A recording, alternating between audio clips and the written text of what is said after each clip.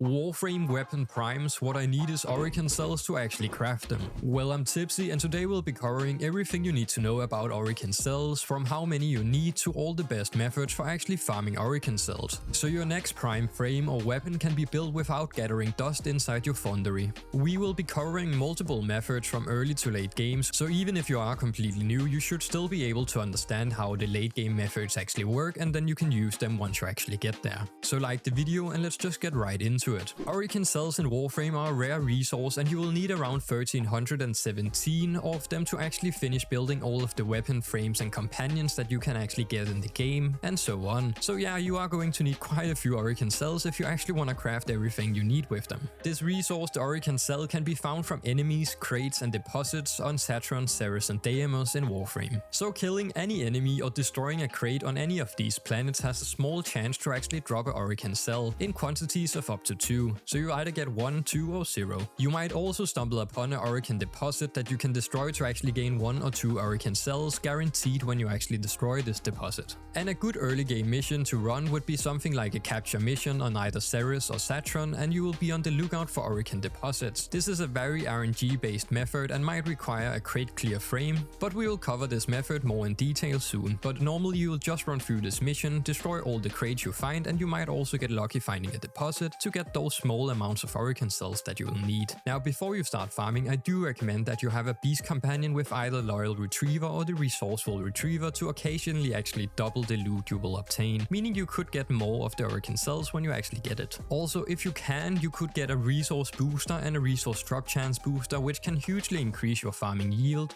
You do not need them, but they will definitely help if you can have them. Also, trying to get a resource drop chance blessing from a relay will also help quite a bit, so I highly recommend if you can try to get this. And lastly, of course, farming on Steel Path mode will give you a passive 100% plus to resource drop chance bonus. So that is a huge plus if you are going to be a more endgame farm and farming a load of these resources. But again, you do not need any of these are just quality of life things that you can get to make farming it much smoother. In all fairness, you could just use a starter frame with MK weapons and just run the capture mission on Ceres looking for the deposits, and I will cover all the methods throughout this video so you can just choose whatever feels right and floats your boat. So for the first method we'll be going over is the crate clear method, where we will be looking for Orokin deposits in certain missions while using a crate clear frame such as Saku or Limbo, or any frame with a high range that can actually destroy crates. You do not need these frames, you could just run in with any frame and just destroy them by hand, but having these frames will hugely improve your time to actually complete the mission. So this can be done very early game without any of these frames as mentioned. It will take a bit longer, but if you only need a quick few Orokin Cells, this method works great even as a completely new player, as long as you actually have access to Ceres or Saturn to run the capture mission. And the missions I recommend are the capture missions Cassini on Saturn or Lex the capture mission on Ceres, as these missions are fast and you can just run through them while destroying crates along the way, and you will then have the small chance to get the Orokin Cells from any crate you destroy, but also have a chance to spawn in for the Orokin deposits, which will guarantee a Orokin Cell to actually drop. But if you do have Saku or Limbo, the builds I would recommend for Saku would look something like this, and the build for Limbo would look something like that.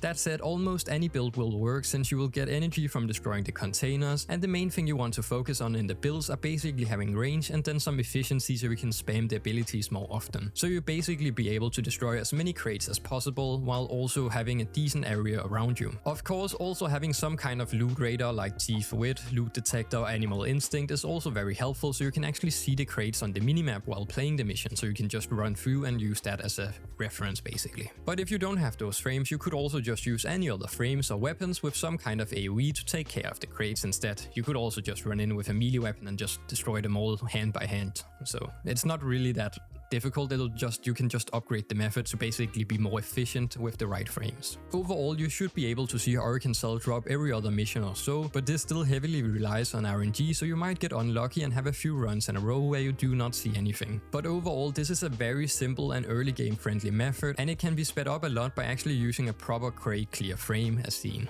And now if you actually want to upgrade this method even more, instead of a capture mission you could do the Assassination missions on Ceres or Saturn instead, as the end boss bosses of these missions actually has a higher chance to drop resources from the planet's loot table, meaning Orokin Cells has a higher chance to drop while killing these bosses. So if you combine this with the crate clear method and destroy all the crates along the way until you reach the boss, and then kill the boss for extra chance of getting Orokin Cells. That is why I call this the upgraded crate clear method. But do keep in mind that killing the bosses will add some extra time per run, but also give you an extra bonus chance of getting Orokin Cells, so it could line each other out. But basically this is just an upgraded method. You do not need to do this, you could just do the other method as well. The first mission is Tethys on Saturn, where you will fight General Sarge's Rock, and he's a flame-throwing enemy that you will have to kill in 3 phases. To actually damage him, you will need to attack his blue exhaust weak spots that will open up doing his attacks. So first you'll destroy his left shoulder, then his chest exhaust will actually come out, and lastly you'll have to hit his back exhaust to actually fully kill him. While the other mission is Exta on Ceres, where you will have to fight 2 bosses that both have a higher chance to drop Orokin Cells, and these bosses are Captain War and Lieutenant Lich Quill. These fights are mostly a waiting phase until you can actually attack them. Captain War will take damage, then become immune for some time, and then repeat until he actually dies. While Lieutenant Lich Quill is only vulnerable when he actually uses his big hammer frozen attack, exposing his back exhaust, and you will have to repeat killing his back exhaust after he uses his attack a few times until he actually overcharges, where you'll be able to actually hurt him for real, and then you can be able to kill him after this. This is personally my preferred way to do actually crate clear farming for Orokin Cells. I will go in with Sacco, crate clear my way to the bosses, kill them, and then extract. And you have a decent chance of getting Orokin Cells from crates, plus an extra chance to actually get it from the 2 bosses you kill at the end. Next up is more of an endless method, which I also very much like if you want to go longer instead of just a quick run. And as said, these are more focused on mindlessly grinding for longer periods if that is your thing. There's not much explaining needed on how this works since it's just a survival mission, but there's a few things to keep in mind when actually doing it.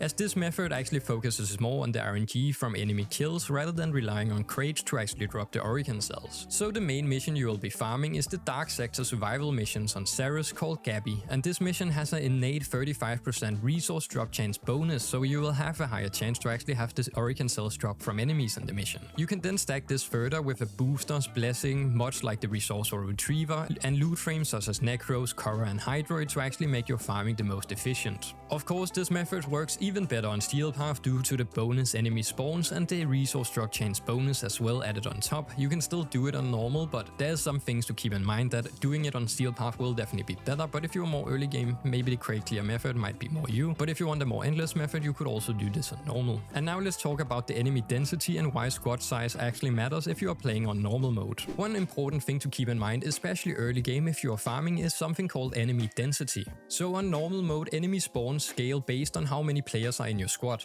A full squad will give you 100% enemy spawns, while playing on solo will only give you 25% of those enemy spawns. So each additional player basically adds around 25% of the enemy density to the squad. So you'll be able to see more enemies the more players you are in the squad basically. So ideally on normal mode you want the full squad to basically be the most efficient at killing the most amount of enemies you can at a time. But where on Steel Path, enemy density is always set to 100%, so if you actually play on Steel Path mode, it doesn't matter if you play solo or with other people, you will still have the same amount of enemies spawn in. So here it could be an idea to actually play on solo, as you could just set a farming area up in a corner and stay still, while in normal mode it works a little bit different. That said, I do understand that this can be annoying when farming for specific resources, that your teammates are just spread across the map and you have to run back and forth and the enemy kills basically become less efficient, which is why I do recommend making a pre-made squad instead of joining randoms if you are deciding to actually farm for a longer period of time, or if you can, then just do solo on Steel Path mode, but that is more later game, depending on where you are in the game, right? And there's plenty of people out there farming Orokin Cells, so maybe try in the recruiting chat or in your clan chat to find players that are willing to stay together for a longer time to actually speed up the farming progress. Especially in early game, a lot of people do need the Orokin Cell, so it might be okay to actually just find a group that is willing to just stay in one spot farming and getting like your loot frames in and everything to make it the most efficient you can. As mentioned, if you do the endless method like this or rely on kills, it is recommended to actually use a farming frame if possible. The first frame you could use is Nekros, who can be obtained from Lephantis on Deimos in the Magnesidium mission. And he has an ability that will basically make a chance to get double loot whenever you kill an enemy, so you have a chance to basically roll the enemy's loot table once again after he is dead. Khora is the next frame, which can be farmed in Sanctuary Onslaught, but most people will probably get her through Duviri, since the RNG in Sanctuary Onslaught is pretty rough, but in the weekly Duviri you will will be able to farm her fairly quickly, but this is still a rotation, so you might have to wait 8 weeks basically. Then lastly is the Warframe Hydroid, which can be farmed on Earth in the Oro mission and can also be used as a farming frame. For Nekros as an early game build, you might have something look like this, and then later on you will be able to upgrade the build to maybe have something like this, focusing more on range and getting your third ability to cover a decent area. And of course also focusing more on survivability if you actually do want to take him into Steel Path mode. Then for Khora, to actually make her work, you will need a mod called the Pilfering Strangled Dome to activate her farming abilities, and an early game mod for her would look something like this with her Whip Claw, and then you can set up a cage and whip your enemies for extra loot. And later on you can use a build like this, which is what I personally use for solo farming on Steel Path with Khora. Now Hydroid is a frame I do not personally use very often when it comes to farming, but he also requires a mod to actually activate his farming abilities called the Pilfering Swarm, and the early game build for him might look something like this, and then later on you might be able to upgrade it to look something more like this instead. And all of these frames can help you increase your yield in any method where killing enemies is the primary way of actually getting your Orokin Cells. And you can use these in any other farming method where you'll actually need to farm resources in an endless way that relies on killing enemies. Now to the next method, which is a bit more of a hybrid method, as this method actually primarily focuses on farming XP for your warframes, weapons and companions, while also having a small chance to drop Orokin Cells on the side, which can be a nice thing early on when you're actually focusing on leveling up your weapons and frames for the first time, and then also having a little chance on the side to get Orokin Cells while doing so. And this mission is the defense mission called Helene on Saturn, and Helene is actually a well-known mission for being a small tile set with decent enemy spawn rates, making it great for leveling your gears, similarly to Sanctuary Onslaught, which is a nice way to actually farm your frames, especially early on. On normal mode this works best with a full squad as explained earlier, but if you do have trouble finding a public squad, try changing your region, since you might be actually playing outside of your region's peak hours for Warframe players. So if you actually go into your settings under the network settings, you will be able to change your region. For example, if you're playing at 3 to 5 AM in Europe, switching to America servers might actually help you out, since that is more their peak time than it is in the EU time zone. So basically try and fit your time zone to where people are most active at the time you're playing. But just remember to keep an eye on your ping, since you are playing in other regions can definitely affect your ping, and this can then be actually affected in your missions. So just keep that in mind. Then once you actually find a squad, you can then farm XP and potentially also get a few Orokin Cells as a bonus from the enemy kills in these missions. And now for another method, which is also a boss farming method, but since it takes place on Deimos, where the Nekros actually has a chance to take the place of the Orokin deposits that can spawn in, I do not include it in the crate clear method, as that basically takes up half of the spawn rates, which will make it worse than the other two missions. However, instead of actually using a crate clear method, you could still use the crate clear method, but instead I recommend doing this more as a boss rush and using Titania as a warframe if you have her, as each one can then be done in 2 to 4 minutes, making it extremely quickly, and you have 4 chances in this mission to actually get your Orokin Cells. So the idea here is basically to farm the Lephantis boss on Deimos in the Magnesidium mission, and each head you kill in the first phase has a chance to actually drop Orokin Cells, giving you 3 chances in the first phase and then another chance when killing the full boss in the second phase. And then once you have killed the boss, you basically just want to extract. But if you do spot a Orokin deposit in the way in and out, just destroy it of course. But then you can basically just extract from the mission and repeat this mission over and over again, as you have a high chance of actually getting the Orokin Cells from killing the boss. So for speedruns in this mission, Titania is definitely a go-to frame, as she can be obtained after completing the Silver Grove quest or going through the Duvari circuit. And the early game build might look something like this, and it should be able to hand normal mode easily with her pixie guns basically, and this is the build for both of those. And then for more endgame setup, you might be able to use a build like this instead, which is more like heavier damage and also a little bit more survivability. Also, as these videos do take quite a bit of time to actually make, it would be greatly appreciated if you hit that like button right here. And if you want to see more content like this, remember to subscribe as well. I also made a Warframe website, so feel free to check that out as well on top of this. Now, this method is more of a niche method. So if you want to actually farm Aya while also boosting your Orokin Cell supply, or Vallis bounties in Fortuna are actually open as an option. So the tier 5 bounty and also the Steel Path bounty both have the Orokin Cell in their reward tables. And as seen here, all stages except the stage 5 actually has a decent chance to drop an Orokin Cell, and the Steel Path version basically uses the same table as well for rewards. This method is of course a little bit slower than the other methods, but it is a good multitasking method, and I do not see a lot of people actually mention this method, so I just wanted to include it. So if you actually want to farm some Aya, this could be a decent way to actually get a few Orokin Cells on the side if you get unlucky while farming your Aya basically. And now, lastly, for the best AFK Orokin Cell farm in Warframe, and basically the only AFK way to actually farm Orokin Cells, are something called Warframe Extractors. So if you did not know, you can actually passively farm resources by deploying something called Extractors on planets, and every so often you can then collect the resources and redeploy them to the planet, and basically get a free amount of a few resources from that planet you are extracting on.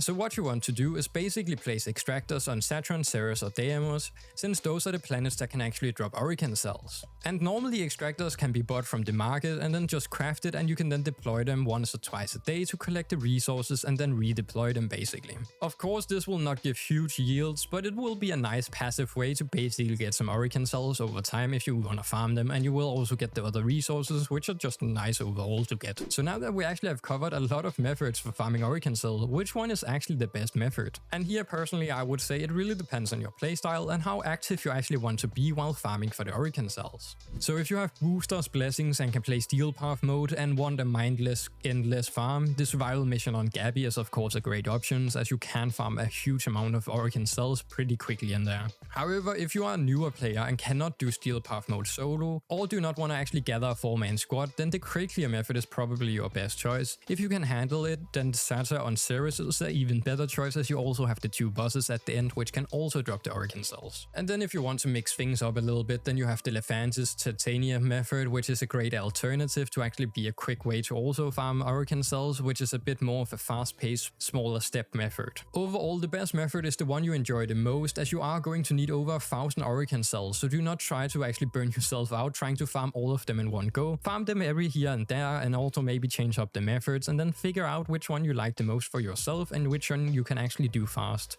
So mix the methods, do other activities, take advantage of things like the Aya farming and XP leveling method as your early game or end game, and that could also give Orokin Cells on this side, and just do content all over the game, as everything is basically horizontal progress, so anything you do in the game will progress your account. And Warframe is basically a marathon and not a sprint, so just take your time, enjoy the game and play how you actually want to play. And this ended up being a little bit of a longer video than I actually expected it to be, but hopefully this has answered all of your questions about farming Orokin Cells in Warframe and how to actually increase your chances of getting them while playing. So if you have found the video helpful and gotten the information you came for, be sure to like the video and subscribe to the channel as well, it really helps out a lot. And if you want more Warframe tips and tricks, check out my other videos as well, as we do have quite a few Warframe videos on here now. We also do have a Discord server, so feel free to join it and become part of the community. And thanks again to the people supporting the channel over on the Patreon or here on YouTube as a supporting member. So thank you very much for those people.